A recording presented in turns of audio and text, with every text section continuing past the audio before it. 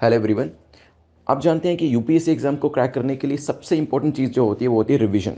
And that's why these marathon sessions are made. और आप लोगों ने भी काफ़ी डिमांड करी थी कि वीकली और मंथली बेसिस पे मैराथन सेशंस बनने चाहिए, और इसी वजह से ये मैराथन सेशंस हम करने वाले हैं। और मैं आपसे ये रिक्वेस्ट करूंगा कि ये मैराथन सेशंस में क्वेश्चंस आपने किए हैं पहले, लेकिन यहाँ पर क्योंकि आप ये रिवीजन बेसिस पे कर रहे हैं, तो मेरे क्वेश्चन बोलने के बाद आप आंसर को प्रिडिक्ट करने की कोशिश करिएगा, एनालिसिस करने के बाद आंसर को बताने की कोशिश करिएगा। और एक बार जब वो क्वेश्चन हो जाता है उसके बाद एक्सप्लेनेशन को ध्यान से सुनिएगा ताकि आपकी रिवीजन हो सके।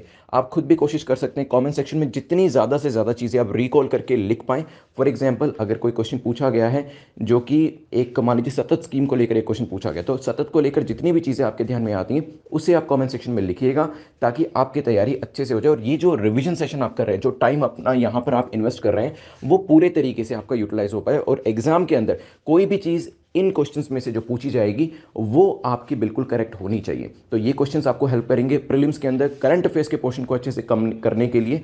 एट द सेम टाइम, क्योंकि यहाँ पे इकोनॉमिक्स एंड दूसरी चीज़ें भी जो हैं, दूसरे सब्जेक्ट्स भी जो हैं, चाहे वो हिस्ट्री हो, ज्योग्राफी हो, वो भी करंट अफेयर्स में से पूछे जाते हैं, वो क्वेश्चंस भी यहाँ पर कवर किए गए। सो इन क्वेश्चंस को करें, रिवाइज करें इनको, और उसके बाद कमेंट सेक्शन में जितनी ज़्यादा से ज़्यादा चीज़ें रिकॉल करेंगे उतना मैराथन सेशंस आपको हेल्प करने वाले हैं। So all the best. ये आपका जो मैराथन सेशंस है वो शुरू हो रहे हैं और उसे अच्छे से प्रैक्टिस करिए। चलिए फर्स्ट क्वेश्चन पे चलते हैं जो कि रिम पैक एक्सरसाइज को लेकर पूछा गया। रिम पैक एक्सरसाइज को लेकर 3 स्टेटमेंट दिए, आपको बताना है कौन सी स्टेटमेंट आपकी करेक्ट है। पहली कहती है कि एक मल्टीलेटरल एक्सरसाइज है, हो सकती है। ये एक एनुअल एक्सरसाइज है, दिस इज ऑल्सो पॉसिबल। और ये इंडो पैसिफिक एरिया को टारगेट करने के लिए ही एक्सरसाइज करी जाती है। आप देखिए, आपने टॉपिक को अंडरलाइन कर लिया है और आपने क्या बताना है, करेक्ट इनकरेक्ट, उसको भी सर्कल कर लिया है। 10 सेकेंड्स आपके पास हैं, सोचिए क्या आंसर होगा आपका। कॉमेंट सेक्शन में आंसर करिएगा और फिर करते हैं डिस्कशन। आई होप आपने अपने टारगेट को सेट कर लिया होगा 10 में से, नहीं किया तो आप सेट कर सकते हैं। चलिए देखिए, अभी ये मल्टीलेटरल एक्सरसाइज जो है वो करी जा रही है और ये ऐसे टाइम पर करी जा रही है जब चाइना अपना थर्ड एयरक्राफ्ट कैरियर, जिसे टाइप 003 कहा गया है, चाइना अपना थर्ड एयरक्राफ्ट कैरियर जो है इसको लॉन्च कर रहा है। और इस टाइम पर यूएस के लिए इंपॉर्टेंट हो जाता है चाइना को जवाब देना। तभी ये जो एक्सरसाइज है, जो कि एक मल्टीलेटरल एक्सरसाइज है, ये करी जा रही है। और ये इंडो पैसिफिक एरिया में ही करी जाती है, क्योंकि आजकल जो लड़ाई है वो इंडो पैसिफिक को लेकर ही है। क्योंकि यहाँ पर यूएस चाहता है कि उसकी हेजेमनी खत्म ना हो। इंडिया डेफिनेटली चाहता है कि सबके लिए ये एरिया ओपन रहे, किसी एक कंट्री की यहाँ पर डोमिनेशन ना हो। और चाइना यहाँ पर अपना डोमिनेशन क्रिएट करना चाहता है। ठीक है, सो ये इंडो पैसिफिक एरिया को टारगेट करती है, but it is not an annual exercise. ये कोई एनुअल एक्सरसाइज नहीं है। कभी ये एनुअल एक्सरसाइज हुआ करती थी 1971 तक, उसके बाद इसे बाइनियल एक्सरसाइज कर दिया गया। Means it happens once every 2 years, हर 2 साल में एक बार ये होती है। पहले क्या होता था, 1971 में इसे स्टार्ट किया गया और 1974 तक ये एनुअल बेसिस पे चली, लेकिन 1974 के बाद इसे बाइनियल एक्सरसाइज जो है वो उसमें तब्दील कर दिया गया। मे बी खर्चा वर्चा ज़्यादा हो जाता होगा, इस वजह से कहा गया होगा कि 1 साल की बजाय अब हम 2 साल में एक बार इसे करेंगे। खैर, यहाँ पर करेक्ट आंसर क्या हो जाएगा, बी। इस तरीके की जो एक्सरसाइज होती है वो काफ़ी हेल्पफुल होती है, क्योंकि इसमें आप अपनी बेस्ट प्रैक्टिसेस जो होती है, काफ़ी सारी कंट्रीज होंगी तो आप बेस्ट प्रैक्टिसेस शेयर कर सकते हैं। दूसरे कंट्रीज की जो बेस्ट प्रैक्टिसेस होती हैं, उनके पास कौन कौन से हथियार हैं, कौन कौन से वेपन्स, कौन कौन से एयरक्राफ्ट कैरियर्स हैं, शिप्स कौन कौन सी हैं, कौन कौन से नए वेपन्स ऐसे हैं जिसमें वो एक्सप्लोरेशन और इनोवेशन कर रहे हैं, वो सब चीज़ों के बारे में आपको जानकारी मिल जाती है। और जैसे आप लोग मॉक टेस्ट करते हैं ना, अपना फाइनल एग्जाम से पहले मॉक टेस्ट क्यों किया जाता है, ताकि एक्चुअल एग्जाम के लिए आप प्रिपेयर हो जाए। उसी तरीके से ये ड्रिल्स करी जाती हैं, एक्सरसाइज करी जाती हैं, ताकि अगर एक्चुअल में वॉरफेयर होता है, एक्चुअल में वॉर होती है, तब आपके लोगों की तैयारी होनी चाहिए। नेक्स्ट क्वेश्चन को देखते हैं, विच इज क्वेश्चन नंबर 2, जो कि कोर इंडस्ट्री को लेकर है पूछा गया। कोर इंडस्ट्री को लेकर बताएं इनमें से कौन कौन से एरिया कोर इंडस्ट्री के अंदर आते हैं। क्या सीमेंट कोर इंडस्ट्री का पार्ट है? What about coal, fertiliser? 3 नाम आपको दिए हैं, 10 सेकंड्स आपके पास है, सोचिए। फिर इसके बारे में भी डिस्कशन करेंगे। रिसेंटली क्या हुआ, कोर इंडस्ट्री को लेकर एक इंडेक्स जो था उसे रिलीज किया गया, तभी इसके बारे में हम डिस्कशन कर रहे हैं। वैसे मैं आपको बताऊं, यहां पर नाम को याद रखने का तरीका है CCC फ्रेंड्स। ठीक है, या आप इसको C क्यूब भी कह सकते हैं, ताकि आपको जितनी भी कोर इंडस्ट्रीज हैं उसके नाम याद हो जाए। जिसमें आपका क्या आएगा, cement, C stands for cement, C stands for coal, C stands for crude oil. ये 3 नाम आपको याद हो गए। F का मतलब है फर्टिलाइजर, R से रिफाइनरी प्रोडक्ट, E से इलेक्ट्रिसिटी, N से नेचुरल गैस, S से है स्टील। तो सीमेंट, कोल, फर्टिलाइजर तीनों ही हमारे इसके अंदर आते हैं। आंसर क्या हो जाएगा, डी। अभी रिसेंटली न्यूज़ आई, मई के महीने का डेटा आया 2022 का, और जब इसे 2021 से कंपेयर किया गया इसमें 18.1% का इजाफा देखा गया है। तो एक इंप्रूवमेंट हमें यहाँ पर देखने को मिली है।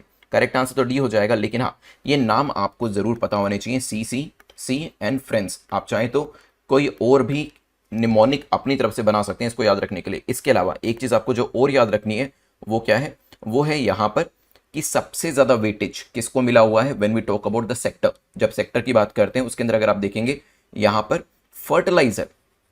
फर्टिलाइजर का कंट्रीब्यूशन सबसे मिनिमम आपको दिखाई देगा इस पूरे डायनेमिक्स के अंदर, और रिफाइनरी प्रोडक्ट्स का कंट्रीब्यूशन एज ए कंपोनेंट 28% से भी ज्यादा है।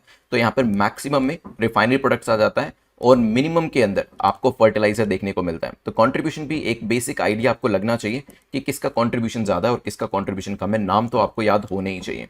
चलिए नेक्स्ट चलते हैं क्वेश्चन नंबर 3 के ऊपर, जो कि इंडेक्स ऑफ 8 कोर इंडस्ट्री को लेकर है। देखिए अंडरलाइन करें जो टॉपिक है, और पूछा कि इसके बारे में बताइए करेक्ट स्टेटमेंट कौन सी है। 3 स्टेटमेंट्स यहां पर दिए, वन बाय वन इसे रीड करेंगे और देखेंगे कौन सी स्टेटमेंट आपको क्या बताना चाह रही है।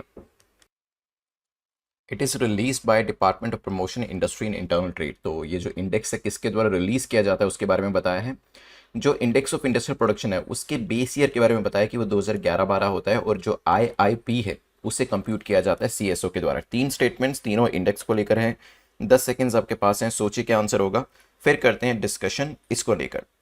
नाउ जल्दी से बताएं, आपका जो 8 कोर इंडस्ट्रीज है वो हम डिस्कस कर चुके हैं, और ये जो 8 कोर इंडस्ट्रीज हैं इसका इंडेक्स भी जो है वो IIP को कंप्यूट करने में हेल्प करता है। तो यहां पर बेस ईयर के बारे में बात करें IIP के, वो तो बिल्कुल ठीक दिया है, मैंने आपको याद करने का तरीका भी बताया। IIP आप इस तरीके से लिखते हैं, और ये जो आई है ये 11 जैसा ही लगता है, तो बेस ईयर क्या है 11-12 ही है, ठीक है। ये 2011, और इंडेक्स ऑफ इंडस्ट्रियल प्रोडक्शन के जो डबल आई है वो एक जैसे लगते हैं।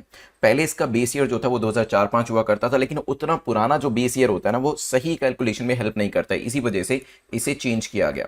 Is it computed by CSO, ये भी बात आपकी ठीक हो जाती है। Yes, department of promotion industry in internal trade, जिसे DPIT कहा जाता है, वो रिलीज करता है 8 कोर इंडस्ट्री को। तो करेक्ट आंसर क्या हो जाएगा यहां पर, D will be the correct answer.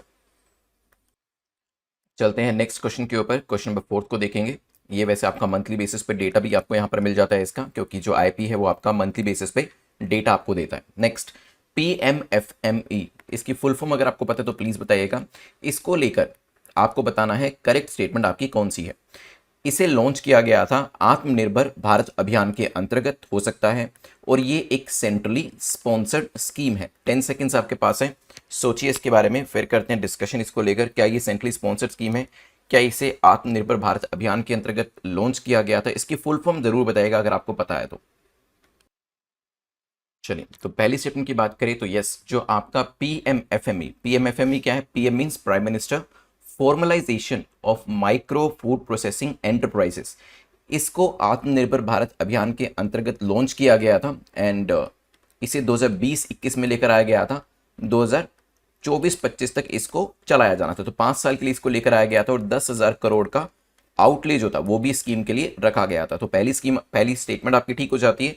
ये जो स्कीम है ये सेंट्रली स्पॉन्सर्ड स्कीम है, ये स्टेटमेंट भी आपकी ठीक हो जाती है। सेंट्रली स्पॉन्सर्ड मतलब बहुत सेंटर एंड स्टेट जो है उनका सिग्निफिकेंट रोल इसके अंदर रहने वाला है, ठीक है। तो PMFME स्कीम जो है इसके 2 साल अभी पूरे हुए, तभी सक्सेसफुल कंप्लीशन के लिए इसके बारे में न्यूज थी और इसको डिस्कस किया गया था, और इसी 2 साल के कंप्लीट होने की वजह से क्वेश्चन पूछा भी जा सकता है आपसे एग्जाम के अंदर, ठीक है। किसके अंतर्गत आता है, मिनिस्ट्री कौन सी है, फूड प्रोसेसिंग मिनिस्ट्री के अंतर्गत आता है, और इसके अंदर जो फंक्शनैलिटी है वो भी यहां पर आपको इस स्कीम को लेकर दी गई है। Let's move to next question which is question number 5, जो कि एक रिपोर्ट को लेकर है, हार्नेसिंग ग्रीन हाइड्रोजन रिपोर्ट। ये किसके द्वारा पब्लिश करी जाती है, क्या नीति आयोग के द्वारा इसे लेकर आया जाता है, ministry of renewable energy, power ministry, या NGT। आपको बताना है कि ये रिपोर्ट किसके द्वारा लेकर आई गई है। 10 seconds you have in your hand, सोचिए और आंसर करिए।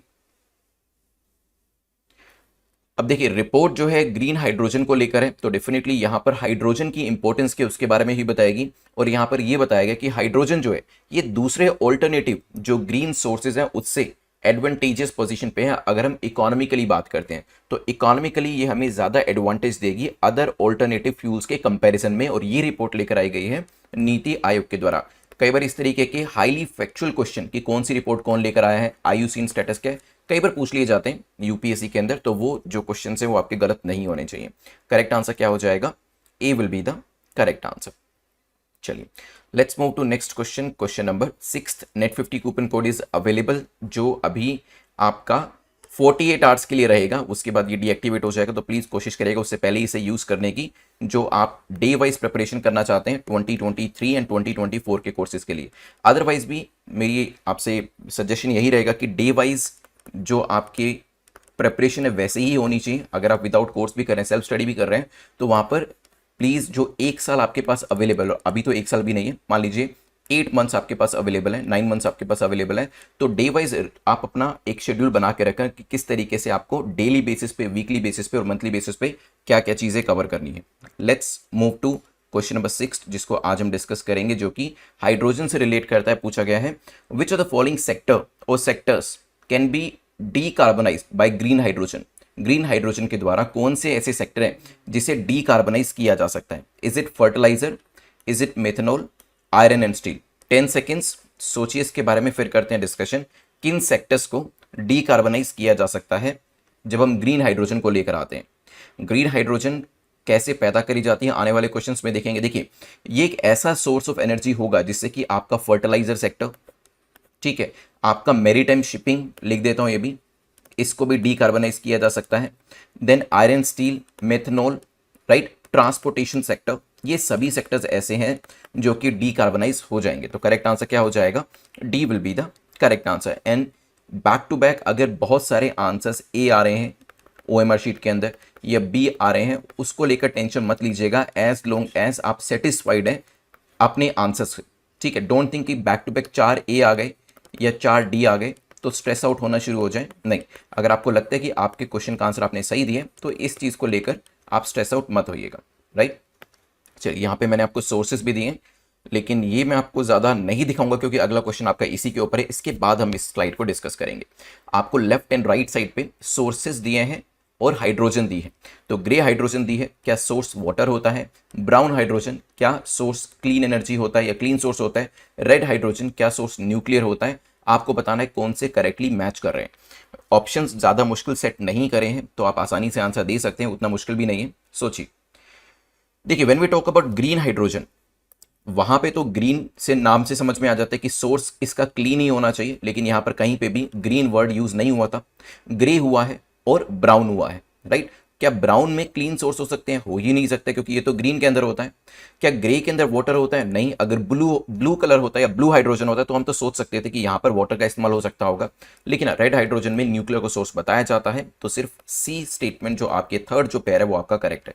वैसे अगर आप देखेंगे ग्रीन हाइड्रोजन के अंदर रिन्यूएबल इसका सोर्स होता है, और अगर हम ब्लू की बात करें और ग्रे की बात करें तो मीथेन और कोल मींस ज़्यादा क्लीन सोर्सेज इसके नहीं होते हैं बनाने के लिए। एक नई तरीके की टर्कोइज हाइड्रोजन है, और वैसे भी अभी तो आप जानेंगे नए नए कलर्स निकल कर आएंगे जिसमें नए नए सोर्सेज से, जैसे यहाँ पर मीथेन से ही आप क्या बनाते हैं? हाइड्रोजन बनाते हैं, ठीक है। तो नेक्स्ट चलते हैं, जब हम इलेक्ट्रिसिटी कंजम्पशन की बात करते हैं तो can you tell me like हमारा रैंक कहां पर है? देखिए, इस तरीके की जो इन्फॉर्मेशन होती है प्रीलिम्स में क्वेश्चन बनकर आ सकता है, लेकिन उससे भी ज़्यादा इंपॉर्टेंट है कि मेंस के अंदर जब आप आंसर लिख रहे होंगे रिन्यूएबल एनर्जी के ऊपर क्वेश्चन आने के चांसेस काफ़ी ज़्यादा हैं, तो आप वहां पर बता सकते हैं कि इंडिया कितनी एनर्जी कंज्यूम करता है, इंडिया कौन से नंबर पर है और कितने अमाउंट में रिन्यूएबल एनर्जी को हम प्रोड्यूस करते हैं, वहां पर हमारी रैंकिंग क्या है। ये रैंकिंग जब आप लिखते हैं, बहुत ज़्यादा डेटा आपको नहीं लिखना अपने आंसर के अंदर, लेकिन कुछ कुछ जगह पर डेटा आपको काफ़ी हेल्प करेगा। बताएं, हमारा rank when it comes to energy consumption कौन से नंबर पर आते हैं दुनिया के अंदर? इंडिया का जो रैंक है, India in the world it is the third largest consumer of electricity.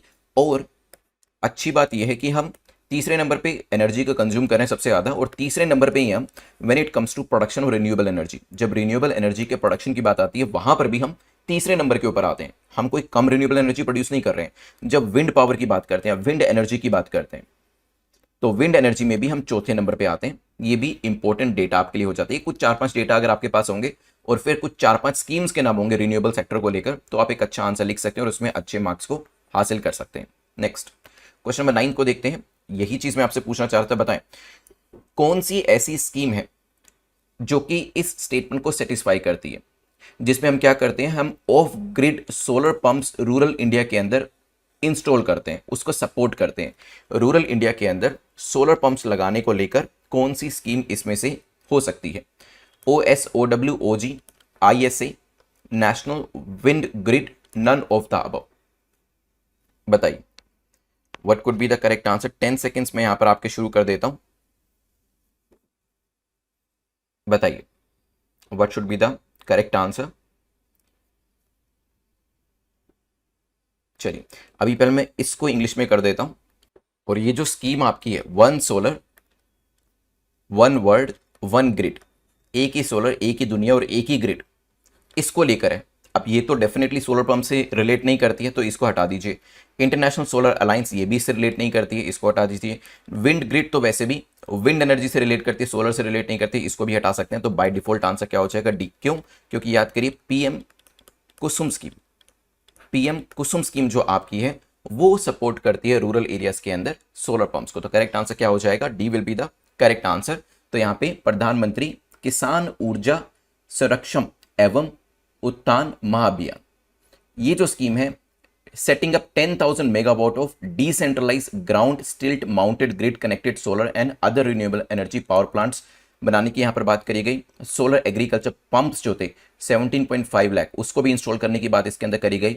और सोलराइजेशन ऑफ 10 लाख ग्रिड, जो ये पंप्स होंगे एग्रीकल्चर पंप्स, इसको ग्रिड से कनेक्ट करने की बात करी गई। और यहाँ पर टोटल इंस्टॉल्ड कैपेसिटी 2019 का जो डेटा दिया है उसके हिसाब से यहाँ पर 80,000 मेगावाट का था। नेक्स्ट और लास्ट क्वेश्चन जो है आपका वो है पैक्स को लेकर पूछा गया। पैक्स को लेकर बताएं कौन सी स्टेटमेंट आपकी करेक्ट है, कौन सा कथन आपका सही है। ये ground level competitive credit institution होते हैं, कोऑपरेटिव क्रेडिट इंस्टीट्यूशन होते हैं। हो सकता है ये medium term and long term loans देने का काम करते हैं। 10 सेकेंड्स आपके पास है, सोचिए क्या ये medium term long term loans देने का काम करते हैं, क्या ये ground level cooperative credit institutions हैं। सोचिए और आंसर करिए। चलिए देखिए, cabinet committee on economic affair, जिसको हम सीसीईए कहते हैं, इन्होंने अभी अप्रूव किया है कि जो पैक्स है, पैक्स की फुल फॉर्म क्या है, प्राइमरी एग्रीकल्चर क्रेडिट सोसाइटी, नाम में ही क्रेडिट है क्योंकि ये शॉर्ट टर्म और मीडियम टर्म क्रेडिट देने का काम करती है फार्मर्स को। ठीक है, इनको कंप्यूटराइज करने की बात करी गई है रिसेंटली अभी, और अप्रूवल भी इसका आ चुका है। अप्रूवल आने के बाद होगा क्या, जब इसका कंप्यूटराइजेशन किया जाता है, ट्रांसपेरेंसी बढ़ेगी और इनके काम करने की एफिशिएंसी भी बढ़ेगी क्योंकि कंप्यूटर्स आ जाएंगे, राइट, डिजिटाइजेशन हो जाएगा। और ऐसा भी कहा जा रहा है कि हर एक पैक के अंदर मिनिमम 10 नई जॉब्स जो हैं वो भी क्रिएट होती हुई आपको दिखाई देंगी। क्या ये ground level cooperative credit institution है? बिल्कुल ठीक है। क्या ये medium and long term credit loans देते हैं? नहीं, ये शॉर्ट टर्म और मीडियम क्रेडिट लोन्स जो है वो किसानों को देते हैं। तो करेक्ट आंसर क्या हो जाएगा, A will be the correct answer. ध्यान रखिए, पूछा गया मीथेन को लेकर बताएं कौन सी स्टेटमेंट आपकी करेक्ट है। कुछ नई स्टडीज हुई इसके ऊपर, तभी इसके बारे में जो आर्टिकल था वो आया। Methane is the second most abundant anthropogenic greenhouse gas, दूसरे नंबर पे सबसे ज्यादा अवेलेबल होने वाली anthropogenic greenhouse gas methane है, हो सकती है। मीथेन जो है it is more than 25 times as potent as carbon dioxide in trapping heat in the atmosphere. तो जो CO2 है, कार्बन डाइऑक्साइड है, उसके कंपैरिजन में ये 25 गुना ज्यादा पोटेंशियल रखती है, पोटेंट है, पावरफुल है, जिसमें ये 25 गुना ज्यादा हीट को ट्रैप कर सकती है अपने अंदर। 10 सेकेंड्स ये टाइम आपका शुरू हो गया, कोशिश करें इसका आंसर करने की with in the time limit. एक नई स्टडी अभी करी गई जिसमें यह पता चला कि जो मीथेन है it is much more sensitive to global heating. जो पहले हम सोचा करते थे कि ग्लोबल हीटिंग जो है उसके साथ ये जो मीथेन गैस आपकी है काफी सेंसिटिव होती है, तभी ज्यादा हीट को ट्रैप कर लेती है, ये उससे भी कहीं ज्यादा सेंसिटिव पाई गई है रीसेंट स्टडी के अंदर। Methane second most abundant green house gas है। तो यस, CO2 के बाद सबसे ज्यादा कौन सी है, CO2, उसके बाद मीथेन का नंबर आता है। तो पहली स्टेटमेंट आपकी ठीक हो जाती है।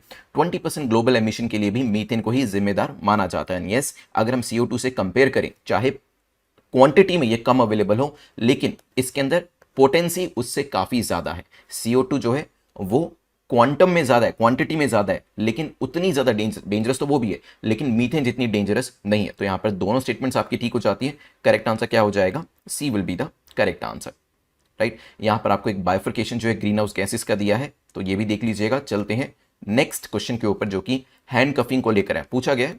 हैंड कफिंग को लेकर बताएं कौन सी स्टेटमेंट आपकी करेक्ट है, कौन सा कथन आपका सही है। हैंड कफिंग की बात करें तो क्या हैंड कफ करना, जब भी किसी क्रिमिनल को या फिर किसी एक्यूज को पकड़ा जाता है, तो उस केस के अंदर नॉर्मल सर्कमस्टेंसेस में क्या हथकड़ी लगाना अनिवार्य होता है? Maybe. Second, the arresting officer must record the reason for handcuffing, जब भी किसी को अरेस्ट किया जाता है और उसके बाद उसे हैंडकफ किया जाता है या हथकड़ी लगाई जाती है, सो जो भी व्यक्ति ऐसा कर रहा है, जो अरेस्टिंग ऑफिसर है, उसको रिकॉर्ड करके रीजन भी अपना बताना पड़ता है। ये भी हो सकता है। 10 सेकेंड्स आपके पास है, सोचिए। रिसेंटली हुआ क्या, कर्नाटका हाई कोर्ट ने 2 लाख रुपए का कॉम्पनसेशन एक अक्यूज्ड को दिया, क्योंकि उस व्यक्ति को वहां की पुलिस ने हथकड़ी लगाई थी और ओपनली पब्लिक में परेड भी कराया था। तो यहाँ पे कर्नाटक हाई कोर्ट को लगा कि ये जो चीज करी गई है सही नहीं है, इसी वजह से 2 लाख का कॉम्पनसेशन एक्यूज व्यक्ति को यहाँ पर दिया गया। जब हम बात करते हैं, देखिए हथकड़ी लगाना नॉर्मल सर्कमस्टेंसेस के अंदर जरूरी नहीं है, it is not mandatory at all, rather इसे नहीं लगाया जाता, सिर्फ एक्सेप्शनल सर्कमस्टेंसेस में इसे लगाया जाता है, जब हमें लगता है कि जो व्यक्ति को पकड़ा गया है वो एक नटोरियस टाइप का व्यक्ति है, पहले भी उसे पकड़ा गया था लेकिन वो भाग गया था, तो इस तरीके के कारनामे वो करता रहता है, तो उस सिचुएशन के अंदर हमें हथकड़ी लगाना इंपॉर्टेंट हो जाता है। या फिर ऐसा लगे कि वो व्यक्ति जो है किसी दूसरे व्यक्ति को, पुलिस को या खुद को नुकसान पहुंचा सकता है, उस केस के अंदर भी हैंडकफ करना जरूरी होता है, but otherwise it is not mandatory in usual circumstances. ठीक है, तो यहां पर पहली स्टेटमेंट तो इनकरेक्ट हो जाती है, लेकिन हाँ, अगर हथकड़ी लगाई जाती है, हैंडकफ किया जाता है, इन दैट सिचुएशन जो अरेस्टिंग ऑफिसर है, ही और she must record the reason for the same, उसे यहां पर हथकड़ी लगाने के पीछे रीजन क्या है, क्यों ऐसा किया गया, वो यहां पर मेंशन करना जरूरी होता है। तो करेक्ट आंसर हो जाएगा भी। जो लोग आईपीएस में जाना चाहते हैं उनको ये चीज काफी हेल्प करेगी आगे जाके, वैसे आपको ट्रेनिंग के दौरान भी ये चीजें बताई जाएगी। वैसे अगर हम रीजंस देखें कहां कहां पर हथकड़ी को लगाया जाता है, 3 ओकेजन होती है। Accused on his arrest and before he is produced before the magistrate, उस सिचुएशन में अगर लगता है कि व्यक्ति किसी दूसरे को या अपने आप को नुकसान पहुंचा सकता है, तो यहां पर उसे हथकड़ी बनाई जा सकती है। अंडर ट्रायल प्रिजनर, जब उसे ट्रांजिट किया जा रहा होता है, मतलब जेल से उसे कोर्ट लेकर जाया जा रहा होता है या कोर्ट से वापस जेल लेकर आया जा रहा होता है, तो वहां पर भी हथकड़ी लगाई जा सकती है। या फिर कन्विक्ट को ट्रांसपोर्ट किया जा सकता है jail to the court and back, उस सिचुएशन के अंदर यहां पर प्रिजनर है, अंडर ट्रायल प्रिजनर, और यहां पर कॉन्विक्ट है, दोनों ही केसेस के अंदर यहां पर हथकड़ी लगाई जा सकती है। नाउ नेक्स्ट है Mangarh hills is located at, ये रिसेंटली न्यूज में था। नेशनल मॉन्यूमेंट अथॉरिटी के चेयरमैन जो थे उन्होंने एक रिपोर्ट सबमिट करी और उन्होंने डिक्लेयर किया मानगढ़ हिलॉक जो है ये जहां पर लोकेट करता है वो आप मुझे बताएंगे, इसे मॉन्यूमेंट ऑफ नेशनल इंपॉर्टेंस बनाने की बात करी गई। इसके ऊपर एक रिपोर्ट जो है वो नेशनल मॉन्यूमेंट अथॉरिटी के चेयरमैन के द्वारा सबमिट भी करी गई है, तभी मानगढ़ हिलॉक जो है वो न्यूज में था। आप मानगढ़ हिल के बारे में जल्दी से मुझे बताएं कहां पर लोकेट करता है। So it is located in Rajasthan, तो करेक्ट आंसर क्या हो जाएगा, राजस्थान के अंदर। अब क्योंकि देखिए हमारे यहां पर तो इंडिया के अंदर बात करें बहुत सारी हिल्स हैं, क्या आपको सभी देखकर जानी है, देखिए अगर एटलस के पॉइंट ऑफ व्यू से देखेंगे तो सभी आपको देखकर जानी ही जानी है, लेकिन जो हिल्स, जो माउंटेन्स, जो रिवर्स न्यूज में है उनको तो और भी आपको अच्छे से करके जाना है, क्योंकि वहां से क्वेश्चन पूछने के चांसेस काफी ज्यादा हो जाते हैं। ठीक है, सो यहां पर राजस्थान के अंदर जो मानगढ़ हिल्स हैं वो आप देख सकते हैं। अब यहां पर ऐसा किया क्यों जा रहा है, देखिए गवर्नमेंट जो है वो काफी ज्यादा पॉसिबिलिटीज को एक्सप्लोर कर रही है कि ये जो हिल है इस हिल को नेशनल इंपॉर्टेंस का दर्जा दे दिया जाता है, तो एक तरीके से जो यहां पर ट्राइबल फ्रीडम फाइटर्स थे, यहां पर काफी सारे ट्राइबल फ्रीडम फाइटर्स थे जिन्होंने अंग्रेजों के अगेंस्ट में, दे फोर्ट अगेंस्ट ब्रिटिशर्स, अंग्रेजों के अगेंस्ट में उन्होंने लड़ाई करी और फ्रीडम स्ट्रगल के अंदर अपना कॉन्ट्रीब्यूशन दिया, तो कहीं ना कहीं उनको एक तरीके का ट्रिब्यूट दे दिया जाएगा अगर ये चीज अचीव कर ली जाती है। ठीक है, ध्यान रखिएगा। चलते हैं नेक्स्ट क्वेश्चन, इसी से मिलता जुलता है। भगत मूवमेंट ये किसके द्वारा लॉन्च किया गया था, जयचंद के द्वारा, मान सिंह, गोविंद गुरु, या फिर कोई और ही व्यक्ति थे जिनका नाम यहां पर मेंशन नहीं है। 10 सेकेंड्स आपके पास है, सोचिए भगत मूवमेंट किससे रिलेट करता होगा। देखिए आपका हिस्ट्री का क्वेश्चन है, लेकिन क्योंकि करंट अफेयर्स में था तभी यहां पर क्वेश्चन पूछे जाने के चांसेस काफी ज्यादा है। जिनका हिस्ट्री वीक है, हिस्ट्री को लेकर जो वीडियोस हैं वो यूट्यूब के ऊपर अवेलेबल है, उसे देख लीजिएगा। एक स्पेक्ट्रम को लेकर मैराथन सेशन भी गया हुआ है, वो भी आप देख सकते हैं। ठीक है, नाउ 1913 के अंदर भील्स जो थे उन्होंने रिवोल्ट किया था, जो भील कम्युनिटी थी उन्होंने रिवोल्ट किया था किसके अगेंस्ट में, ब्रिटिश रूल के अगेंस्ट में। ठीक है, और भील लोगों को जो लीडरशिप दी गई थी वो दी गई थी गोविंद गुरु के द्वारा। ठीक है, तो ये लोकल ट्राइबल लीडर थे जिनके द्वारा लीडरशिप दी गई और उनके द्वारा ही भगत मूवमेंट को लॉन्च किया गया। भील ट्राइब ने पूरा सपोर्ट किया और यहां पर अंग्रेजों का सामना भी किया। At the same time Govind Guru ने भगत मूवमेंट के दौरान यह भी कहा कि जो कम्युनिटी है, जो ट्राइबल लोग हैं, उनको वेजिटेरियनिज्म को ऑप्ट करना चाहिए। एट द सेम टाइम जितने भी तरीके के इंटॉक्सिकेंट्स होते हैं, पेय पदार्थ जो होते हैं, उनसे आपको दूर रहना चाहिए। ठीक है, ये चीज भी इसके अंदर बताई गई थी। तो करेक्ट आंसर क्या हो जाएगा, C will be the correct answer. अब भगत मूवमेंट जो है प्रीलिम्स मेंस दोनों के लिए इंपॉर्टेंट हो जाता है, क्योंकि ये न्यूज में था, क्योंकि पीछे हमने जो इसी से मिलता जुलता क्वेश्चन था वो भी देखा था। ठीक है, नाउ चलते हैं यहां से आगे बढ़ते हुए। अब नेक्स्ट क्वेश्चन ये भी हो सकता है कि पिछले क्वेश्चन से कैसे मिलता जुलता था, क्योंकि देखिए ये नवंबर 1913 लिखा है ना, तो नवंबर 1913 को क्या हुआ था, जो गोविंद गुरु थे वो लीडर थे, तो गोविंद गुरु स्टेज पे आते हैं ठीक है, आइडल वर्शिप में बिलीव नहीं किया करते थे, नेचर वर्शिप में बिलीव किया करते थे, और काफी सारे ट्राइबल्स लोग भी यहां पर इकट्ठे होते हैं। ठीक है, कहां पर? मानगढ़, मानगढ़ ही लोग जो है ना वहां पर, यहां पर ये सभी लोग इकट्ठे होते हैं और पीसफुल मीटिंग थी यहां पर। ठीक है, लेकिन क्या होता है, याद करिए जलियांवाला बाग जो इससे 6 साल बाद जाकर होगा 1919 में, अंग्रेजों ने यहां पर भी, मतलब जलियांवाला बाग से पहले यहां पर भी यही चीज करी, इन सबको घेरा। ठीक है, और अंधाधुंध इनके ऊपर फायरिंग करना शुरू कर दिया। ठीक है, इसी वजह से इसे मिनी जलियांवाला बाग मैसेकर भी कहा जाता है। यह भी ध्यान रखिएगा, किसी भी तरीके से क्वेश्चन पूछा जा सकता है। तो मानगढ़ हिल के बारे में मैंने आपको बता दिया, लोकेशन बता दी। यहां पर जो गोविंद गुरु जो नेचर को वर्शिप किया करते थे, और उनके जो ट्राइबल लोग थे जो उनको सपोर्ट करे थे, सपोर्टर्स, वो यहां पर इकट्ठे हुए थे, और अंग्रेजों ने क्या किया, वही जलियांवाला बाग में जो वो 6 साल के बाद करेंगे, वही चीज उन्होंने यहां पर भी करी। चलिए चलते हैं यहां से आगे बढ़ते हुए, हम यहां पर देखते हैं कि नेशनल मॉन्यूमेंट किसी भी साइट को डिक्लेयर करने के लिए क्या क्या चीजें उसके पास होनी चाहिए, क्या क्या क्राइटेरिया होना चाहिए। एंशियंट मॉन्यूमेंट या आर्कियोलॉजिकल साइट जो है वो 100 साल या इससे ज्यादा एज की होनी चाहिए, मतलब 100 साल से कम एज की नहीं होनी चाहिए। उसका हिस्टोरिकल, आर्कियोलॉजिकल और आर्टिस्टिक कोई ना कोई स्पेशल इंपॉर्टेंस होना चाहिए। Maybe it qualifies under the provision of definition as contained under AMASR act 1958। AMASR act के अंतर्गत जो प्रोविजन दी है उसको क्वालिफाई करती हुई होनी चाहिए। 10 सेकेंड्स आपके पास है, सोचिए, फिर करते हैं डिस्कशन इसको लेकर, नेशनल मॉन्यूमेंट्स को लेकर।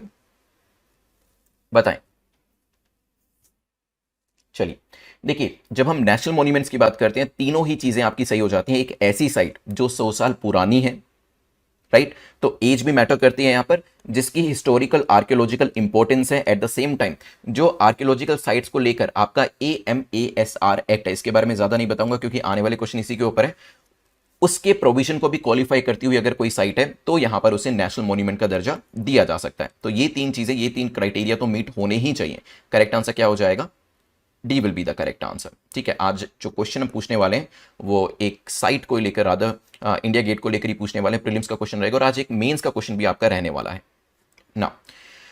यूपीएससी 2023 की जो टेस्ट सीरीज है आप उसको सब्सक्राइब कर सकते हैं exam.netmock.com के ऊपर, और जो लोग फुल फ्लेजेड कोर्स के लिए जाना चाहते हैं वो भी exam.netmock.com पर जा सकते हैं। अदरवाइज भी देखिए, तैयारी जो करिएगा ना, चाहे अपने आप से सेल्फ स्टडी करके भी करते हैं, वो आप डे वाइज ही करिएगा। आपका शेड्यूल आपके पास होना चाहिए। ठीक है, अगर आपको कैसे शेड्यूल बनाना है उसका एक अंदाजा लेना चाहते हैं तो जो 2023 की सीरीज है इसके अंदर मैंने डे 1 के अंदर एक शेड्यूल बनाया भी हुआ है, डे 0 के अंदर आदर, तो उसको लेकर आपको एक हिंट मिल जाएगा। तो कोशिश करें यहां पर पहले डेली, वीकली, मंथली और पूरे साल का आपके पास एक शेड्यूल होना चाहिए। एंड ये चीज हमेशा याद रखिएगा कि वो शेड्यूल वैसे का वैसा नहीं रहेगा, उसमें काफी सारे चेंजेस भी होंगे, तो उसको लेकर डरिएगा मत, पहले से ही बता देता हूं। बट हाँ, डे वाइज तैयारी करना काफी जरूरी है, सो दैट यूपीएससी का जो ज्यादा से ज्यादा एरिया है वो आप कवर कर सके। नहीं तो क्या होगा, अपनी मर्जी से उठेंगे, सुबह तैयारी करना शुरू करेंगे, कभी पॉलिटी पढ़ेंगे, कभी ज्योग्राफी पढ़ेंगे, एक साल कब कंप्लीट हो जाएगा, पेपर सामने आ जाएगा, पता ही नहीं चलेगा। तो प्लीज जो भी तैयारी करें डे वाइज तरीके से प्रिपरेशन करिएगा उसकी। चलते हैं यहां से आगे बढ़ते हुए नेक्स्ट क्वेश्चन नंबर 6 के ऊपर, जो कि बात कर रहा है आर्कियोलॉजिकल सर्वे ऑफ इंडिया को लेकर। पूछा गया एएसआई को लेकर बताएं कौन सी स्टेटमेंट आपकी करेक्ट है, कौन सा कथन आपका सही है। ये AMASR 1958 का जो एक्ट है उसके अंतर्गत काम करता है आर्कियोलॉजिकल सर्वे ऑफ इंडिया, हो सकता है। ये एक स्टैट्यूटरी बॉडी है जिसका हेडक्वार्टर कोलकाता के अंदर है, ये भी पॉसिबल है। ये एक गवर्नमेंट एजेंसी थी जब इसे बनाया गया था, और 1861 में इसे अलेक्जेंडर कनिंगम के द्वारा बनाया गया था। 10 सेकेंड्स आपके पास, सोचिए, फिर करते हैं डिस्कशन। बताएं, archaeological survey of India, what should be the correct answer. चलिए, AMASR एक्ट के अंदर काम करती है, बिल्कुल ठीक है, और यस अंग्रेजों के टाइम में इसे बनाया गया था 1861 के अंदर। लेकिन हाँ, इसका हेडक्वार्टर की बात करें, इवन दो ये स्टैट्यूटरी बॉडी है, यहां तक स्टेटमेंट होती तो ठीक होती, लेकिन हेडक्वार्टर कहां पर है इसका? Headquarter is now in new Delhi. Correct answer क्या हो जाएगा? इसे हिंदी में क्या कहते हैं, कोई बता सकते हैं? आर्कियोलॉजिकल सर्वे ऑफ इंडिया, या फिर जो इसका हेडक्वार्टर है आर्कियोलॉजिकल सर्वे ऑफ इंडिया, धरोहर भवन। ठीक है, ये भी याद रखिएगा। AMASR के बारे में जानते हैं, तो ये आपका जो ancient monuments and archaeological sites and remains act 1958 के अंदर आया था। ये क्या करता है, ये इसका बेसिक काम ही यही है कि प्रिजर्वेशन करना है जो एंशियंट मॉन्यूमेंट्स हमारे हैं, जो आर्कियोलॉजिकल साइट्स हैं, उसके रख रखाव के अंदर इसका मेन काम रहता है। प्रोविजन इसके द्वारा बनाए गए हैं। ठीक है, जैसे रिसेंटली एक कंट्रोवर्सी हुई थी, यूजुअली क्या होता है, जो भी आपके मॉन्यूमेंट्स होते हैं वहां पर वर्शिप वगैरह अलाउड नहीं होता है, राइट। जब मॉन्यूमेंट को प्रोटेक्ट किया गया था, जब मॉन्यूमेंट को प्रोटेक्शन में लिया गया था, अगर वहां पर प्रैक्टिस नहीं किया जाता था वर्शिप को, तो उसके बाद भी यहां पर प्रैक्टिस नहीं किया जाएगा वर्शिप को। अगर प्रोटेक्शन से पहले चल रहा था तो अलग बात हो जाती है, लेकिन यहां पर क्या होता है, केस हमने देखा था जिसमें जेएनके के जो एलजी थे मनोज सिन्हा, उन्होंने पूजा करी थी 8th century Martand sun temple Anantnag के अंदर। तो ये टॉपिक जो था वो काफी न्यूज में आया था तब भी।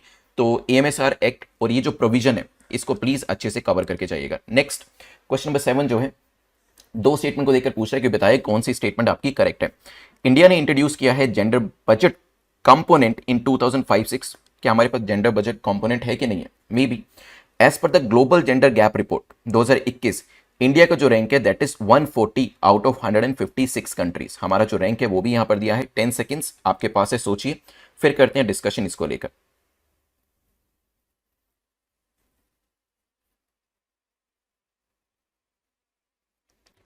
चलिए, रिसेंटली क्या हुआ, development monitoring and evaluation office, ये क्या है, DMEO, ये एक ऑफिस है जो कि नीति आयोग के अंडर में है। यहां पर बात करी गई कि जितने भी गवर्नमेंट की मिनिस्ट्रीज हैं, जितने भी डिपार्टमेंट्स हैं, वहां पर अब जेंडर बेस्ड बजटिंग करना शुरू कर देना चाहिए। ठीक है, तभी यहां पर जेंडर को लेकर बात करी गई। यस, हमारे बजट कंपोनेंट में 2005-6 हम इसको फॉलो कर रहे हैं, क्योंकि हमारी रैंकिंग ग्लोबल लेवल पे उतनी अच्छी नहीं आ रही है, शायद तभी इस चीज को लेकर नीति आयोग के द्वारा आवाज को रेज किया गया। तो करेक्ट आंसर क्या हो जाएगा? C will be the correct answer. India का रैंक यहां पर देख सकते हैं और बाकी कंट्रीज के साथ भी आप इसे कंपेयर कर सकते हैं, खासतौर पर जो साउथ एशियन कंट्रीज है, क्योंकि कंपेरिजन हमारा लार्जली उन्हीं के साथ ही ज्यादा होता है। ठीक है, कौन कौन से फैक्टर्स कंसीडर किए जाते हैं वो भी देख सकते हैं, वर्ल्ड इकोनॉमिक फोरम का ये सोर्स है। नेक्स्ट चलते हैं सोफी रिपोर्ट को लेकर। पूछा गया सोफी रिपोर्ट जो है इसको लेकर बताएं करेक्ट स्टेटमेंट आपकी कौन सी है। इसे नीति आयोग के द्वारा रिलीज किया गया है। ये फूड सिक्योरिटी से रिलेट करती है और क्लाइमेट चेंज जो है वो कहीं ना कहीं फूड इनसिक्योरिटी के लिए रिस्पॉन्सिबल भी है। 10 सेकेंड्स सोचिए, फिर करते हैं डिस्कशन इसको लेकर, क्या आंसर हो सकता है। सोफी रिपोर्ट जो है क्या ये फूड सिक्योरिटी से रिलेट करती है? देखिए, अगर सेकंड और थर्ड स्टेटमेंट को साथ में पढ़ेंगे तो कहीं ना कहीं आइडिया लगेगा कि हाँ फूड सिक्योरिटी से रिलेट करती होगी, तभी तो तीसरी जो स्टेटमेंट है वो भी फूड के ऊपर दी गई है। तो सेकंड स्टेटमेंट तो आपकी ठीक है। एंड यस, क्लाइमेट चेंज होता है तो क्या होता है, कभी ज्यादा बारिश, कभी सूखा पड़ जाता है, जिसकी वजह से एग्रीकल्चर हमारा नहीं हो पाता है और काफी सारी फसल बर्बाद हो जाती है, which leads to food insecurity. ठीक है, फूड सिक्योरिटी हमारी खतरे में आ जाती है। Now is it release by NITI Aayog? NITI Aayog इसको नहीं लेकर आए। सोफी का मतलब है state of food security and nutrition in the world. ये रिपोर्ट 2022 की जो है इसे रिलीज किया गया है फूड एंड एग्रीकल्चर ऑर्गेनाइजेशन के द्वारा। ठीक है, और इनके साथ साथ यूनिसेफ और WHO भी शामिल था, ये भी ध्यान रखिएगा। Now one of the primary cause जो कि भुखमरी के लिए, हंगर के लिए बताया जा रहा है, वो है वाइड स्प्रेड पॉवर्टी। काफी सारे देशों के अंदर जो पॉवर्टी देखने को मिलती है, और यहां पर एक डेटा भी दिया गया कि more than 20% of India's population, 20% से ज्यादा हमारी जो पॉपुलेशन है वो लेस देन $1.25 पर डे के ऊपर कहीं ना कहीं अपने जीवन को जी रही है। तो करेक्ट आंसर यहां पर क्या हो जाएगा? C will be the correct answer, क्योंकि दूसरी तीसरी स्टेटमेंट ठीक है, पहली स्टेटमेंट आपकी गलत हो जाती है। राइट, क्वेश्चन नंबर 9 को देखते हैं जो कि मैच द फॉलोइंग को लेकर है। वेस्टिंग और स्टंटिंग, ये आपने काफी बार पढ़ा होगा। इसको लेकर पूछा है कि लो वेट फॉर हाइट, जब हाइट के कंपैरिजन में वेट कम होता है अंडर 7 ईयर्स के अंदर, उसे वेस्टिंग कहा जाता है। जब हाइट एज के कंपैरिजन में कम होती है उसे स्टंटिंग कहा जाता है। तो 10 सेकंड्स आपके पास है, सोचिए, फिर करते हैं डिस्कशन। रिसेंटली डेटा आया है इसका, जिसमें हमने देखा कि वेस्टिंग 17.3% देखी जा रही है और स्टंटिंग अप्रोक्सीमेटली 30.9% देखी जा रही है। तो डेटा काफी ज्यादा है, तभी दोनों के बारे में डिस्कशन किया। वेस्टिंग क्या होता है? देखिए, W से वेस्टिंग और W से ही वेट, तो डेफिनेटली ये वेट से रिलेट करता है, ये तो पक्की बात है।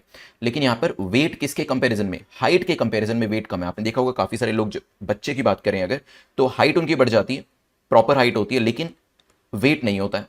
राइट, उस सिचुएशन को वेस्टिंग कहा जाता है, लेकिन ये अप टू 5 ईयर्स देखने को मिलता है। ठीक है, तो जो यहाँ पे क्राइटेरिया बनाया गया है वो अप टू 5 ईयर्स बनाया गया है।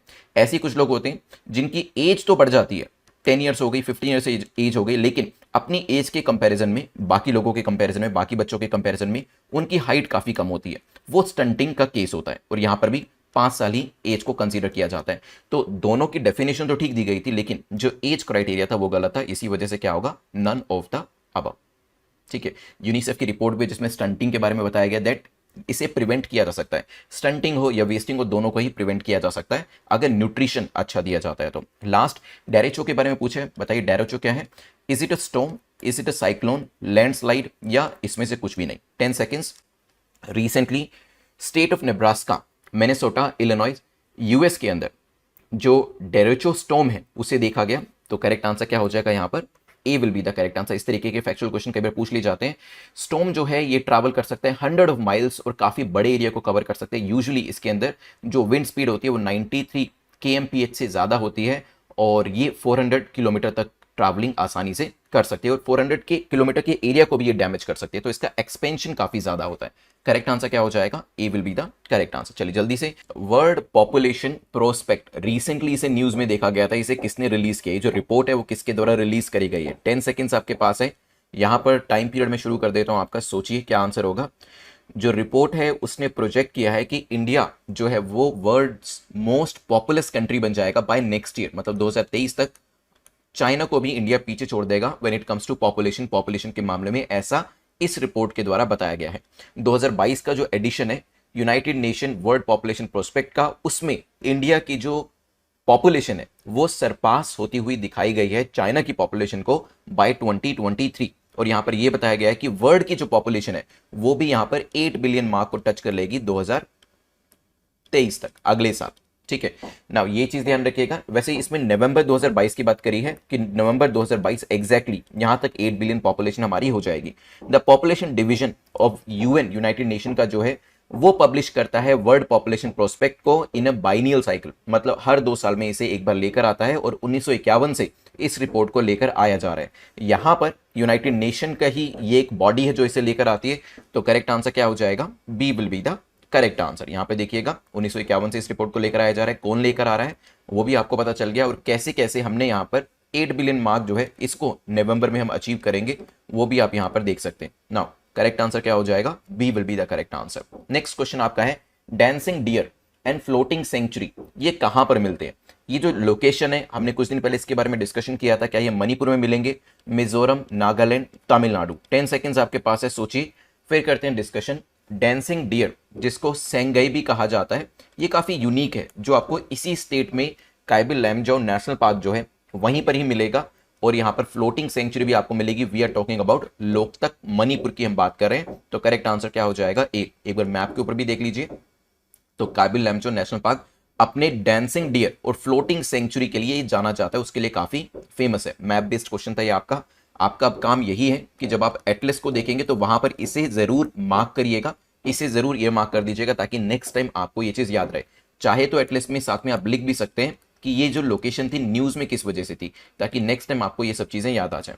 नेक्स्ट क्वेश्चन, क्वेश्चन नंबर 3 जो है बात कर रहा है, which of the following is और are the advantages of trade based on Indian rupee? Indian rupee में अगर ट्रेड को सेटल किया जाता है तो उसके क्या फायदे हो सकते हैं? इन 3 स्टेटमेंट में से बताएं कौन सी स्टेटमेंट करेक्ट है, मतलब कौन सा फायदा आपको यहां पर होता हुआ दिखाई देगा। क्या इससे ट्रेड डेफिसिट कम होगा? हो सकता है। क्या रुपी स्ट्रेंथन होगा ग्लोबल मार्केट के अंदर? ये भी पॉसिबल है। रुपी एक रिजर्व करेंसी बन सकता है फॉर डेवलपिंग इकोनॉमी, ताकि डेवलपिंग इकोनॉमिस्ट शायद इसी को ही आगे यूज करे। 10 सेकेंड्स। अभी रिसेंटली आरबीआई ने क्या कहा कि जो ग्लोबल ट्रेड सेटलमेंट होता है वो सारा रुपी के अंदर किया जाएगा, ये रिजर्व बैंक ऑफ इंडिया ने कहा है, और रिजर्व बैंक ऑफ इंडिया ने बेसिकली रुपी सेटलमेंट का पूरा रास्ता यहां पर इंटरनेशनल ट्रेड के अंदर खोल दिया है। इससे हमारी करेंसी को बहुत ज्यादा प्रमोशन मिलेगा, ग्रोथ प्रमोट होगी, ग्लोबल ट्रेड प्रमोट होगा, राइट। इंडिया से जो एक्सपोर्ट है वो भी यहां पर बढ़ सकते हैं, और साथ ही साथ जो बाकी इकोनॉमीज हैं वो भी इसको यूज करते हुए आपको दिखाई देंगी। नाउ अब ये काम करेगा कौन? देखिए, बैंक्स जो हैं वो ऑथोराइज डीलर्स के तौर पर काम करेंगे, लेकिन जो बैंक्स हैं जो डीलर्स के तौर पर काम करेंगे उन्हें आरबीआई का प्रायर अप्रूवल लेना पड़ेगा इस तरीके की फैसिलिटी को देने के लिए। नाउ इसके फायदे की अगर बात करें तो यहां पर यह चीज बताई गई कि जैसे हम लोग यहां पर रुपी को प्रमोट करना शुरू करेंगे, ऑटोमेटिकली स्ट्रेंथन होता जाएगा। आगे आने वाले टाइम में बाकी इकोनॉमीज भी इसको ऑप्ट कर सकती हैं। ग्लोबल लेवल पर जो परसेप्शन है रुपी को लेकर वो भी चेंज हो सकता है। अदर कंट्रीज इसको अडॉप्ट करेंगे तो वैसे ही ये स्ट्रेंथन होता चला जाएगा। एट द सेम टाइम ये भी बताया गया कि अगर हम यहां पर रुपी को यूज करते हैं तो प्रोबेबिलिटी है कि मंथली बेसिस पे हमारा जो पेमेंट का बिल होता है या ट्रेड डेफिसिट जो होता है वो यहां पर $20 बिलियन तक कम हो जाए मंथली बेसिस पे। तो तीनों ही स्टेटमेंट्स यहां पर बताई जा रही हैं जो कि एडवांटेजेस के तौर पर देखी जा रही है। देखिए, चाइना ने भी अपनी करेंसी को काफी प्रमोट किया है। This is the time that India should do the same. चलते हैं यहां से आगे बढ़ते हुए क्वेश्चन नंबर 4 को देखते हैं, जो कि पूछ रहा है, which of the following animal or animals is और are present in abacus of national emblem? अभी रिसेंटली जो हमारा नेशनल एम्बलम है वो प्रधानमंत्री जी के द्वारा लॉन्च किया गया है, ठीक है। उसको इनॉग्रेट किया गया, तो पूछा गया कि उसके एबकस के अंदर कौन कौन से एनिमल आपको देखने को मिलते हैं। क्या एलिफेंट है वहां पर, बुल है, टाइगर है। सोचिए 10 सेकेंड्स आपके पास है, यहां पर टाइम मैं स्टार्ट कर देता हूं, फिर करेंगे इसको लेकर डिस्कशन और उसको देखेंगे भी सही। प्राइम मिनिस्टर ने रिसेंटली अनवील किया है नेशनल एम्बलम, और ये पार्लियामेंट की जो नई बिल्डिंग बनी है न्यू दिल्ली, वहां पर इसे इनॉग्रेट किया गया है। नेशनल एम्बलम की बात करें, ये अडॉप्ट किया गया है। देखिए ये भी पूछा जा सकता है आपसे कहां से अडॉप्ट किया, जो सारनाथ कैपिटल है, Sarnath lion capital of Ashoka, वहां से इसे अडॉप्ट किया गया है। और ये जो ओरिजिनल है इसे सारनाथ म्यूजियम के अंदर रखा गया है। लायन कैपिटल के में आप देखेंगे 4 शेर आपको दिखाई देंगे जो बैक टू बैक यहां पर खड़े हुए हैं कुछ इस तरीके से, राइट, जिसमें left right front end back वाला आपको अभी यहां पे दिखाई नहीं दे रहा है, बट बैक साइड में भी देयर इज अ लायन। तो ये जो 4 लाइन है वो आपको इसके अंदर दिखाई देते हैं। एट द सेम टाइम अगर आप इसके नीचे देखेंगे वहां पर आपको कुछ एनिमल्स दिखाई देते हैं, जिसके अंदर अभी दिखाऊंगा नेक्स्ट स्क्रीन के ऊपर। एलिफेंट आपको दिखाई देगा, एक रनिंग हॉर्स आपको दिखाई देगा, एक बुल भी आपको यहां पर दिखाई देने वाला है।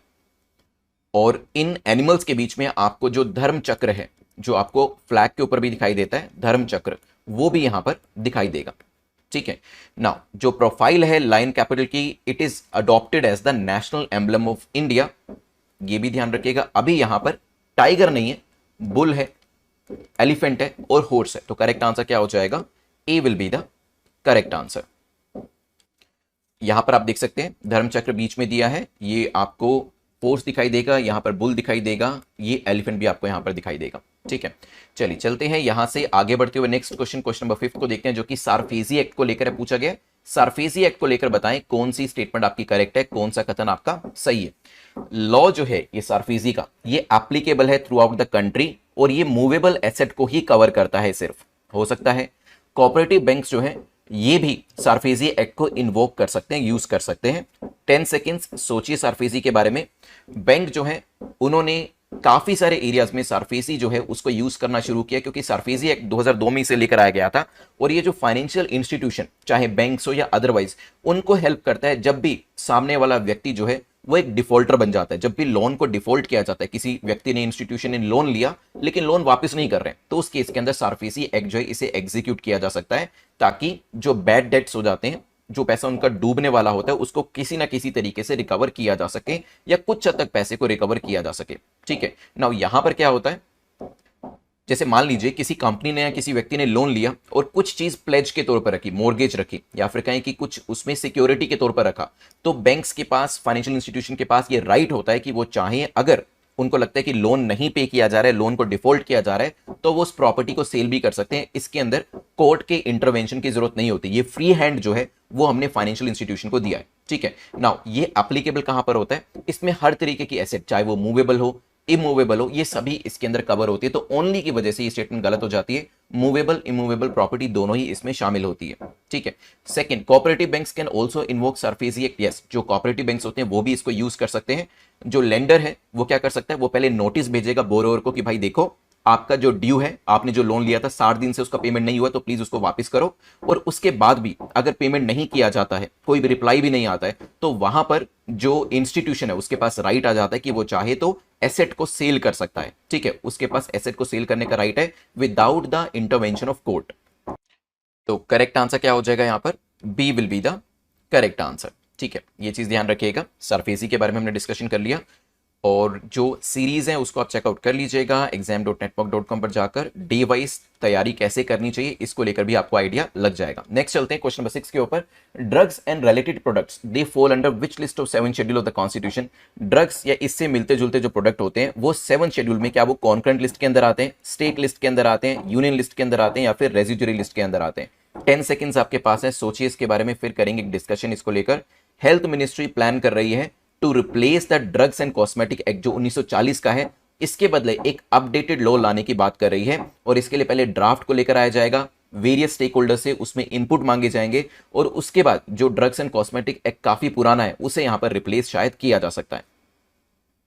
अब ये जो एक्ट लेकर आया गया था, इसका मेन काम क्या था, देखिए प्राइमरी ऑब्जेक्टिव इस एक्ट का था ताकि देश के अंदर जो भी ड्रग्स या कॉस्मेटिक्स को सेल किया जाता है भारत के अंदर, वो सेफ हो, इफेक्टिव हो यूज करने के लिए, और जो भी स्टेट ने क्वालिटी स्टैंडर्ड सेट करें ठीक है, जो भी इसके क्वालिटी के मापदंड सेट करे हैं उससे वो क्वालिफाई करता हुआ होना चाहिए। ऐसा नहीं कि किसी ने कोई भी दवाई बनाकर बेच दी, वो नहीं होना चाहिए। कंप्लायंसेस पूरी होनी चाहिए, सेफ होना चाहिए और इफेक्टिव होना चाहिए। अगर वो कह रहे हैं कि ये इस चीज की दवाई है तो उसका कुछ ना कुछ इंपैक्ट उस एरिया में देखने को मिलना चाहिए, प्लेसिबो नहीं होना चाहिए। ठीक है, drugs fall under the concurrent list. किस लिस्ट में आते हैं? कॉन्करेंट लिस्ट में आते हैं as per the 7th schedule of the constitution. तो करेक्ट आंसर क्या हो जाएगा? ए, मतलब स्टेट सेंटर दोनों का रोल इसके अंदर रहता है। यहां पर तीनों लिस्ट आपको दी है, जिसमें स्टेट यूनियन लिस्ट दी है, जिसमें यूनियन का एरिया रहता है, जैसे डिफेंस हो गया, एटॉमिक एनर्जी, फॉरेन अफेयर्स हो गया, agriculture, police, prison, local government, ये स्टेट के अंडर आ जाते हैं। उसी तरीके से एजुकेशन हो गया, देन आपका ट्रेड यूनियंस हो गया, देन सक्सेशन एक्ट हो गया, ट्रांसफर ऑफ प्रॉपर्टी हो गया, ये कॉन्करेंट लिस्ट के अंदर आते हैं, जिसमें दोनों का रोल काफी इंपॉर्टेंट रहता है, ये ध्यान रखिएगा। चलते हैं यहां से आगे बढ़ते हुए नेक्स्ट क्वेश्चन के ऊपर। नेक्स्ट क्वेश्चन, क्वेश्चन नंबर 7 जो है डार्क मैटर को लेकर है, साइंस एंड टेक्नोलॉजी से क्वेश्चन है। पूछा गया डार्क मैटर को लेकर बताएं कौन सी स्टेटमेंट आपकी करेक्ट है, कौन सा कथन सही है। Dark matter is made up of particles that do not have any charge. ये इस तरीके के पार्टिकल से बना होता है जिसमें कोई चार्ज नहीं होता है। May be dark matter and dark energy, ये दोनों मिलाकर 90% जो यूनिवर्स का टोटल मैटर है उसको फॉर्म करते हैं। मतलब 90% पूरे यूनिवर्स में क्या है? Dark matter and dark energy. देखिए रिसेंटली रिसर्चर्स जो थे, इन्होंने एक 5 साल का एक्सपेरिमेंट शुरू किया था डार्क मैटर को लेकर यूएस के अंदर। और ये जो एक्सपेरिमेंट किया गया था यूएस में ही, साउथ डेकोटा करके जगह है, वहां पे एक फॉर्मर गोल्ड माइन हुआ करती थी, वहां पर ये पूरा का पूरा एक्सपेरिमेंट शुरू किया गया था। इसी चीज को लेकर न्यूज थी। अब आते हैं टॉपिक के ऊपर। तो डार्क मैटर जो है, yes it is made up of particles which do not have any charge at all. Means ये जो पार्टिकल्स होते हैं, they do not interact through electromagnetic interaction. ये जो इंटरैक्शन होता है ये इलेक्ट्रोमैग्नेटिक इंटरैक्शन नहीं होता है, ये चीज ध्यान रखिएगा। डार्क मैटर कहने का पीछे रीजन भी है, इन्हें डार्क पार्टिकल कहा जाता है बिकॉज ये लाइट को एमिट नहीं करते। ठीक है, ध्यान रखिएगा, ये लाइट को एमिट नहीं करते। तो डार्क क्यों कहा जाता है? लाइट को एमिट नहीं करते। मैटर क्यों कहा जाता है? क्योंकि इनका मास जो होता है वो नॉर्मल मैटर जैसा ही होता है। ठीक है, ये एक दूसरे से इंटरैक्ट कैसे करते हैं? इंटरैक्ट थ्रू ग्रेविटी, ग्रेविटी के तरीके से, ग्रेविटी के थ्रू वो इंटरैक्ट करते हैं। मेनी फिजिसिस्ट ये स्ट्रांगली बिलीव करते हैं कि entire visible part of the universe जो है वो सिर्फ 5% है, बाकी से भी जो है वो डार्क मैटर में आता है। तो यहां पर इसी वजह से दोनों स्टेटमेंट्स जो आपके यहां पर बिल्कुल करेक्ट हो जाती है। करेक्ट आंसर क्या हो जाएगा? C will be the correct answer. Let's move to next question which is question number 8, जो कि बात कर रहा है which of the following is और are the benefits of natural farming. इसमें से नेचुरल फार्मिंग के क्या क्या फायदे हैं? नेचुरल फार्मिंग करने से क्या इनपुट कॉस्ट कम हो जाती है? वाटर यूसेज कम हो जाता है? क्या ये क्लाइमेट रेजिलियंट प्लांट को सपोर्ट करता है? 10 सेकेंड्स सोचिए। रिसेंटली जो प्राइम मिनिस्टर थे उन्होंने इस चीज पे एम्फोसाइज किया कि नेचुरल फार्मिंग फार्मर्स को करनी चाहिए, इसके काफी ज्यादा फायदे हैं। और क्योंकि प्राइम मिनिस्टर कह रहे हैं तो आपके एग्जाम के लिए भी ये चीज इंपॉर्टेंट हो जाती है। कोई कैबिनेट मिनिस्टर का है, प्रेसिडेंट का है, प्राइम मिनिस्टर का है, तो वहां पर वो चीजें एग्जाम में आने के चांसेस बढ़ जाते हैं। नाउ नेचुरल फार्मिंग एक केमिकल फ्री फार्मिंग करने का तरीका है, लाइव स्टॉक बेस्ड मेथड है, और ये जो मेथड है ये काफी कॉस्ट इफेक्टिव माना जाता है। इसमें फार्मर्स की जो इनकम होती है वो बढ़ जाती है क्योंकि कॉस्ट ऑटोमेटिकली इसमें कम हो जाती है, इन्वेस्टमेंट आपको कम से कम करना पड़ता है। साथ ही साथ इसमें वाटर यूटिलिटी कम होती है क्योंकि आप कुछ ऐसा फर्टिलाइजर वगैरह यूज नहीं कर रहे हैं, बिल्कुल नेचुरल तरीके से फार्मिंग कर रहे हैं, तो कॉस्ट कम, पानी भी कम आपको जरूरत पड़ता है, और क्लाइमेट भी आपका सही रहता है, और क्लाइमेट रेजिलियंट प्लांट जो है उनको भी ये सपोर्ट करता है। ठीक है, नाउ जब आप पेस्टिसाइड यूज ही नहीं करेंगे तो क्या होगा? जो आपके प्लांट्स है धीरे धीरे उनमें रेजिलियंस आनी शुरू हो जाएगी कि वो वीड्स, पेस्ट, क्लाइमेट चेंज, इस तरीके की चीजों से ज्यादा परेशान ना हो। हम क्या कर रहे हैं? हम अपने प्लांट्स को जो पेस्टिसाइड है वो देकर उनको कहीं ना कहीं कमजोर बना रहे हैं, जिससे कि प्लांट्स के ऊपर अगर आगे जाकर पेस्टिसाइड यूज नहीं किए जाते तो पेस्ट, वीड और क्लाइमेट चेंज उनको काफी नुकसान पहुंचाएंगे। तो ये एक आदत हो जाएगी प्लांट्स के अंदर पेस्टिसाइड को यूज करने की, लेकिन अगर यूज नहीं करेंगे तो धीरे धीरे उनकी रेजिलियंस बढ़नी शुरू हो जाएगी। करेक्ट आंसर यहां पर क्या हो जाएगा? तीनों ही चीजें आपको यहां पर नेचुरल फार्मिंग के अंदर देखने को मिलेगी। देखिए यहां पर ऑर्गेनिक फार्मिंग का एक जो पिक्चराइजेशन है वो यहां पर दिया है, तो इसे आप एग्जाम में भी बना सकते हैं। तो यहां पर क्या होता है? राइट सोइल को अगर आप यूज करते हैं राइट टाइम पर, प्रॉपर अमाउंट में वाटर को देते हैं, एनिमल हस्बेंड्री कर रहे हैं जिससे कि आगे मैन्यूअर को प्रोवाइड करने में भी और नेचुरल पेस्टिसाइड को यूज करने में भी हेल्प मिलेगा आपको। इवेंचुअली जो आपकी क्रॉप होती है वो बेटर होती है, वो नेचुरल होती है, उसमें किसी भी तरीके के पेस्टिसाइड का इस्तेमाल नहीं किया होता, और ओवरऑल कॉस्ट क्योंकि नेचुरल मेथड्स को यूज किया वो भी कम आती है। ठीक है, चलते हैं यहां से आगे बढ़ते हुए नेक्स्ट क्वेश्चन, क्वेश्चन नंबर 9 है, जो कि एपीआई के बारे में, एप्लीकेशन प्रोग्रामिंग इंटरफेस। ये एपीआई जो टर्म है आपने काफी बार सुना होगा, ये वो जो मेडिकल साइंस वाला एपीआई है वो नहीं है, मेडिसिन वाला एपीआई नहीं है। This is related to computers. तो एपीआई के बारे में पूछा है कि भारत के अंदर इसके कौन कौन से एग्जाम्पल है। क्या उमंग इसका एक एग्जाम्पल है, दीक्षा इसका एग्जाम्पल है, डिजी लॉकर इसका एक एग्जाम्पल है। सोचिए 10 सेकेंड्स आपके पास है। इंडिया का स्टैक नॉलेज एक्सचेंज जो है, यहां पर काफी ज्यादा पार्टिसिपेशन देखने को मिल रहा है और काफी सारी कंट्रीज अब इस चीज को मान भी रही हैं कि इंडिया का जो कंट्रीब्यूशन है एपीआई के अंदर वो काफी बेहतर है पहले के कंपैरिजन में। देखिए रिसेंटली आपने देखा होगा कि जो गवर्नमेंट्स है वो डिजिटाइजेशन की तरफ काफी ज्यादा ध्यान दे रहे हैं, ठीक है। और आपने ये भी देखा होगा कि आजकल एप्लीकेशंस में क्या होता है, जो भी वेरिफिकेशन कराना होता है उसमें हम कहते हैं कि जो आपके डॉक्यूमेंट्स हैं डायरेक्टली डिजी लॉकर से हम क्या कर देते हैं, वेरीफाई कर देते हैं। तो वो क्या होता है, एक एप्लीकेशन आपने ओपन करी हुई है, मान लीजिए गवर्नमेंट की कोई एप्लीकेशन आपने ओपन करी है और वहां पर वो आपके डॉक्यूमेंट वेरीफाई करना चाहते हैं, तो वो डायरेक्टली डिजी लॉकर की स्क्रीन उसके ऊपर खुल जाती है और डायरेक्टली वो ऑनलाइन ही डिजी लॉकर को एक्सेस करके जहां पर आपके ऑलरेडी डॉक्यूमेंट्स पड़े हैं, जो वेरिफिकेशन का प्रोसेस है वो पूरा हो जाता है। यही चीज आपने आधार के केस में भी देखी होगी कि ऑनलाइन आपको अलग से कुछ अपलोड नहीं करना है, कुछ डाउनलोड नहीं करना है। ऑलरेडी अगर आपके पास डॉक्यूमेंट्स अपलोडेड हैं, डेटा ऑलरेडी फिल्ड है, तो एक एप्लीकेशन दूसरी एप्लीकेशन से कम्युनिकेट करके डाटा वेरीफाई कर लेती है। ये होता है एपीआई का काम, ठीक है। और ये हमें भारत सरकार के जो वेरियस इनिशिएटिव में डिजी लॉकर हुआ, दीक्षा हुआ, उमंग हुआ, यहां पर तीनों ही केस के अंदर देखने को मिलते हैं, ठीक है। जैसे कि एपीआई हम आधार में भी देख सकते हैं, यूनिफाइड पेमेंट इंटरफेस में भी देख सकते हैं। बीच में अभी कोरोना के लिए कोविन एप्लीकेशन आपने देखी थी, उसके लिए वेब एप्लीकेशन। डिजी लॉकर के अंदर भी आरोग्य सेतु, ई संजीवनी, उमंग, दीक्षा, ये काफी सारे एरियाज है जहां पर एपीआई का यूज किया गया है, ठीक है। एपीआई का मतलब क्या है, एप्लीकेशन प्रोग्रामिंग इंटरफेस, जो कि एक सॉफ्टवेयर, इंटरमीडिएट सॉफ्टवेयर के तौर पे काम करता है ताकि दो एप्लीकेशन आपस में बातचीत कर सके, कम्युनिकेट कर सके और डेटा वेरिफिकेशन वहां पर कर सके। करेक्ट आंसर क्या हो जाएगा, D will be the correct answer. चलिए यहां से आगे बढ़ते हैं लास्ट क्वेश्चन की तरफ। Nord stream 1 recently seen in the news, ये किससे रिलेट करती है? क्या ये सिंगल डेटा नेटवर्क है for Nordic countries, gas pipeline है, कोई एम्बिशियस प्रोजेक्ट है जिससे रिवर्स को लिंक किया जाएगा, नन ऑफ द अबव? देखिए वैसे तो ये काफी इजी क्वेश्चन है। अब ये क्वेश्चन है जो आपको बताएगा कि आपकी करंट अफेयर्स की नॉलेज कितनी है। आई एम प्रीटी श्योर 90% लोग इसे आसानी से आंसर कर लेंगे, लेकिन हाँ जो 10% लोग नहीं कर पा रहे, इससे आपको ये आइडिया लगेगा कि कहीं ना कहीं आपका नॉलेज बेस कम है, क्योंकि ये जो चीज़ है वो काफ़ी बार न्यूज़ में आती है। लेकिन इससे डरने की बात नहीं है। जब आप किसी भी एग्जाम की तैयारी करना शुरू करते हैं, बहुत सारी चीज़ें आपको नहीं पता होती है, लेकिन हाँ एक बार आपने पढ़ लिया तो उसके बारे में आपको पता चल गया। नेक्स्ट टाइम जब इसके ऊपर क्वेश्चन आएगा तो आप आसानी से आंसर कर पाएंगे। नॉर्ड स्ट्रीम 1, नॉर्ड स्ट्रीम 2 पिछले काफ़ी सालों से इसके बारे में चर्चा चल रही है। नॉर्ड स्ट्रीम 1 जो है जर्मनी का मेन सोर्स है गैस का फ्रॉम रशिया, ठीक है। इसे शट डाउन किया गया था 10 दिन पहले मेंटेनेंस काम को करने के लिए, तभी ये नॉर्ड स्ट्रीम 1 जो है ये काफी ज्यादा न्यूज में आया। 1224 किलोमीटर अंडर वाटर की गैस पाइपलाइन है जो कि रशिया से चलती हुई जर्मनी तक पहुंचती है बाल्टिक सी के रास्ते से। अभी मैप के ऊपर भी आपको दिखाऊंगा मैं।